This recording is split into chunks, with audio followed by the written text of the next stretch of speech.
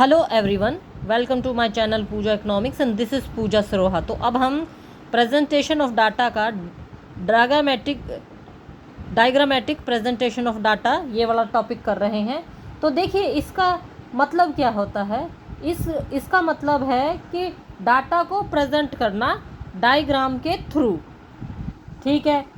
और मतलब इससे क्या है कि ये देखने में भी अच्छा लगता है और समझने में भी आसानी हो जाती है।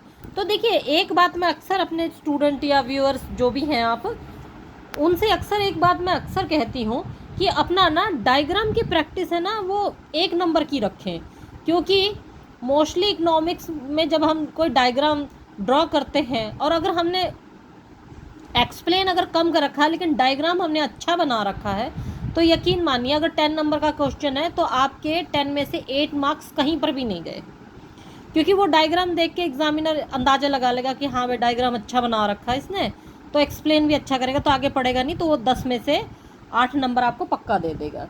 तो अब हम यही कहते हैं कि ये देखने में भी सुंदर लगता है, देखने में भी मतलब सुंदर कह लीजिए या अट्रैक्टिव, वैसे इकोनॉमिक्स की लैंग्वेज जो हम अट्रैक्टिव कहेंगे, और इसको समझने में भी आसानी होती है। तो ये हमारा जो है ये हमारा 2 टाइप का होता है, एक तो 1 डायमेंशनल और बार डायग्राम। तो ये simple, multiple component percentage and deviation presentation of data. तो ये तो हो गया हमारा 1 डायमेंशन। 2 डायमेंशन में हमारा पाई डायग्राम्स आता है। तो नेक्स्ट वन इज, तो ये अब हम simple diagrammatic presentation of data को हम एक्सप्लेन करेंगे। तो उससे पहले मैं आप लोगों को एक बात बताना भूल गई बार डायग्राम के बारे में। तो देखिए सबसे पहले एक बात है कि बार डायग्राम में ये बार बनाते टाइम एक बात आप ध्यान रखिए कि सबसे पहली बात कि ये जो है ये सेम चौड़ाई में होने चाहिए। ये थोड़ा आपको ऊपर नीचे लग रहा है, माफ़ कीजिएगा, मैंने समझाने के वे में थोड़ा जल्दी जल्दी ड्रॉ कर दिए थे। ये दोनों ये सेम चौड़ाई में होने चाहिए, ये नहीं कि ये ज़्यादा चौड़ा है ये थोड़ा चौड़ा है, नहीं। दूसरी बात, इनकी जो वर्टिकली लेंथ है ये डाटा को अच्छी तरह रिप्रेजेंट करे। तो और दूसरी बात, हॉरिजेंटली हो या वर्टिकली हो तो इनमें जो भी है ये एक जैसे दिखने चाहिए, ये नहीं कि एकदम सेम, मतलब कि ये लगना चाहिए कि हाँ वे एक जैसे। और दूसरी बात, इनमें जो ये वाला स्पेस है, ये जो बीच में है, ये इक्वल होना चाहिए। और एक बात और दूसरी बात, इनकी बेस लाइन सेम होनी चाहिए, ये नहीं कि एक बार यहाँ से शुरू हो रहा है और दूसरा बार यहाँ से, ये नहीं देखना। और दूसरी बात, इनको बार को आप असेंडिंग या डिसेंडिंग ऑर्डर में जैसे भी रिप्रेजेंट करें ये इक्वल और क्लियर होने चाहिए। तो ये चीज़ आप लोग ध्यान दीजिए। तो सबसे पहले हम सिंपल बार डायग्राम को देखिए प्रेजेंट करते हैं। तो देखिए सबसे पहली बात, ये प्रेजेंटेशन ये मैंने गलत लिख दिया,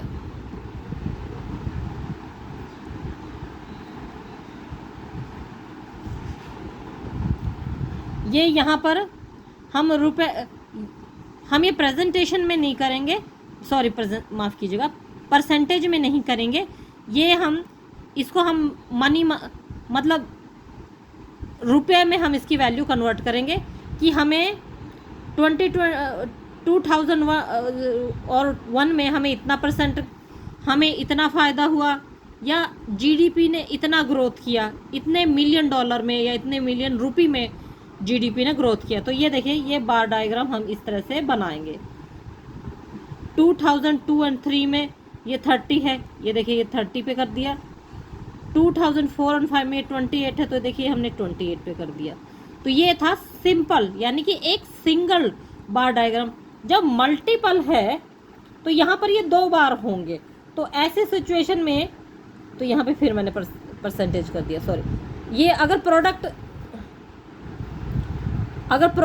ए इतना है 40 है तो प्रोडक्ट बी 35 है। प्रोडक्ट 2002 और 3 में प्रोडक्ट ए ने 30 की वैल्यू गेन की और प्रोडक्ट बी ने 40 की वैल्यू गेन की। तो ऐसे सिचुएशन में प्रोडक्ट ए को तो हम सिंपल दिखाएंगे और प्रोडक्ट बी को हम इस तरह से लाइन में दिखाएंगे। तो ये रहा हमारा बार डायग्राम, ये हम इस तरह से दो तरीके से दिखाएंगे। सो नेक्स्ट वन इज, तो देखिए ऐसा है कि अभी तो मैं आप लोगों को ये डायग्राम जो है समझाने के उद्देश्य से बता रही हूँ। तो अब कंपोनेंट में एक से ज़्यादा 3 चीज़ों को एक ही साल में दिखाने के लिए, या प्रॉफिट को एक ही साल में दिखाने के लिए, तो हम यहाँ पर ये तीसरा और वो बार डायग्राम ले लेते हैं। तो यहाँ पर ये इस तरह से दिखाया जाएगा। इसमें 2000 और 1 में 40, 35, 50, ये देखिए ये 40 हो गया बिल्कुल क्लीन। 35 में ये थोड़ी सी हमने लाइन खींच दी और 50 में ये प्योर ब्लैक कर दिया। सेकंड वन है 2002 एंड 3 में 30, 40, 50, तो ये 30 पर तो क्लीन है और यहाँ पर ये देखिए ये लाइन खींच रखी है और ये यहाँ पर ब्लैक है। तो परसेंटेज में भी किसी खास प्रॉफिट की हम परसेंटेज निकालेंगे और उसको ठीक इसी तरह से रिप्रेजेंट करेंगे, percentage diagrammatic presentation of data में। तो next one is now deviation bar diagram. तो देखिए यहाँ पर ये एग्जाम्पल मैंने बुक से उठाया है। तो इस एग्जाम्पल में देखिए हम पॉजिटिव के साथ साथ नेगेटिव भी लेके चलेंगे। तो देखिए क्या हुआ, सेविंग और इसमें सेविंग और डेफिशिएट दिखाई गई है। 2008 में 30 और ये रुपीज़ में दिखाई है। 2009 में -20, 2010 में 10, 2011 में 15 और 2012 में -25 और 2013 में 20। तो देखिए ये बार डायग्राम मैंने इस तरह से रिप्रेजेंट कर दिया। तो ये इसको यहाँ करते हैं। तो ये देखिए बार डायग्राम मैंने इस तरह से बना दिया। ये पॉजिटिव में है, ये नेगेटिव में है। ये इस तरह से डेविएशन बार डायग्राम में को हम इस तरह से रिप्रेजेंट करेंगे।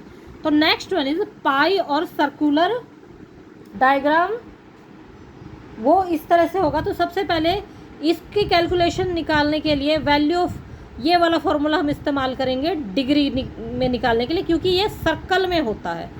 तो यहाँ पर value of component total value into 330 degree. तो देखिए क्योंकि सीधी सी बात है सर्कल है, तो ये हमने इसकी जो है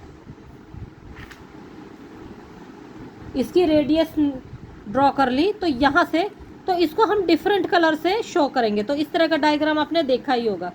सो ये आज का जो हमारा सेगमेंट है यहीं पर ख़त्म होता है। तो नेक्स्ट वन हम करेंगे ग्राफिकल प्रेजेंट ऑफ डाटा।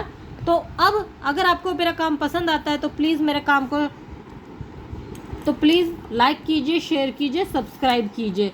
और एक बात और है, आप लोग वीडियो तो देखते हैं तो ना तो लाइक करके जाते हैं ना ही फीडबैक करके जाते हैं। तो प्लीज़ मेरे चैनल कोई भी क्वेरी हो आपकी इस टॉपिक से रिलेटेड मुझे कमेंट कीजिए। सिर्फ टॉपिक रिलेटेड क्वेरी का ही जवाब दिया जाएगा। और फीडबैक मैं आप लोगों से रिक्वेस्ट करती हूँ, फीडबैक ज़रूर दीजिए। आपको अच्छा लगा, बुरा लगा, कहाँ सुधार हो सकता है, वगैरह वगैरह। फिर मिलती हूँ आपसे। स्वस्थ रहिए, खुश रहिए, धन्यवाद।